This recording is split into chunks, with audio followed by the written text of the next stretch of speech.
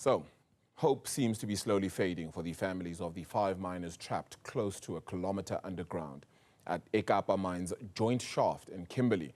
That's after tons of wet mud flooded Tunnel 6. 74 hours have now passed, and the mine has intensified both their pumping and drilling efforts. But still, no contact with the miners.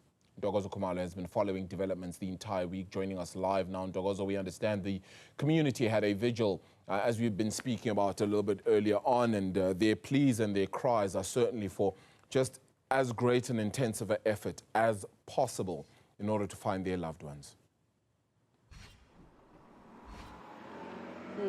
Hi again, Arabile, indeed, and we are seeing some community members start to trail in here by the mine as they anticipate then Minister Gwede Mantashe coming in. We just had a briefing over there with the security cluster around how the briefing will work and whether we will be allowed inside the room. The labor unions who were here for the briefing not quite pleased with what they are hearing, saying they are once again being locked out of those conversations. And I am here with Nkosikhona Lila, who is a NUMSA member here.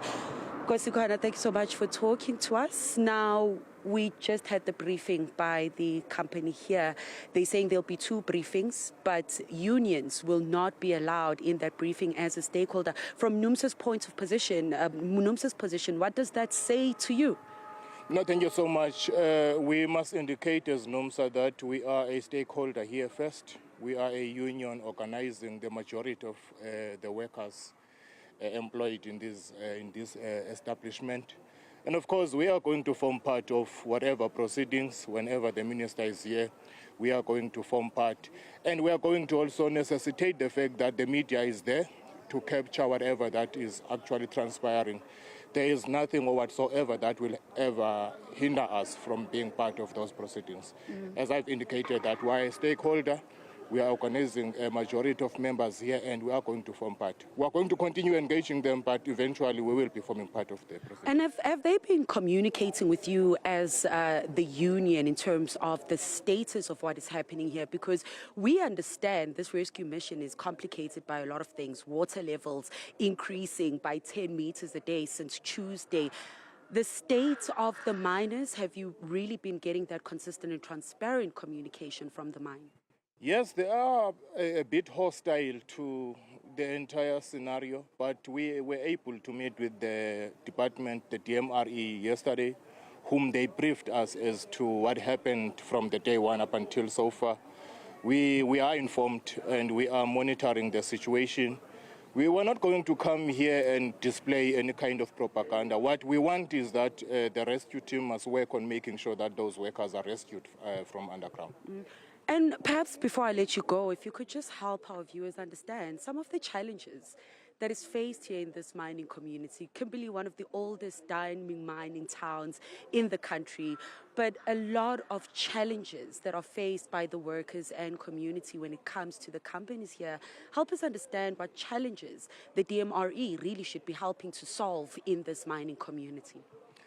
I think whilst we have 5 workers trapped underground, we have more than 300 workers that are trapped into a poverty, whom were subjected into a unilateral layoff by this company without a cent. They have been out for approximately 5 months now.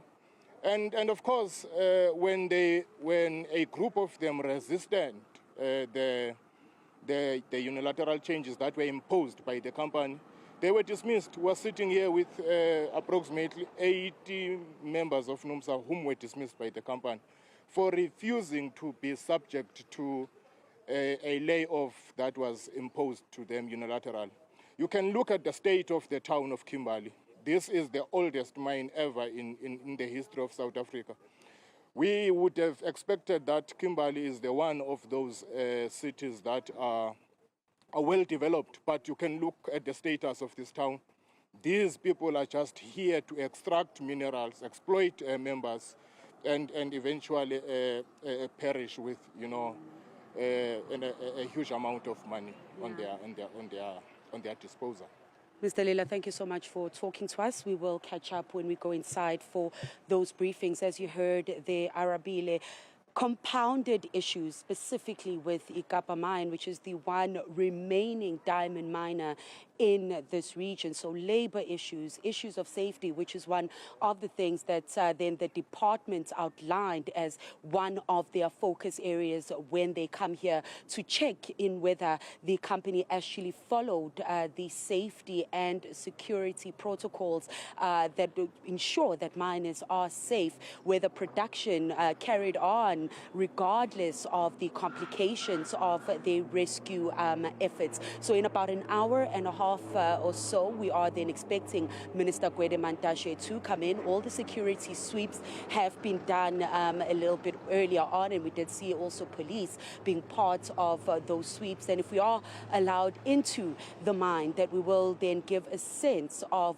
what it does look like underground. But they did say that, of course, Tunnel 6 is completely portioned off, but to get a sense of how the other tunnels are operating, considering Arabile, that operations continued as normal since Tuesday. Arabile. Ntokozo Khumalo, thank you so much for bringing us that story and that update, because families are, of course, awaiting just any news at this point in time for their families and their loved ones who are still stuck underground.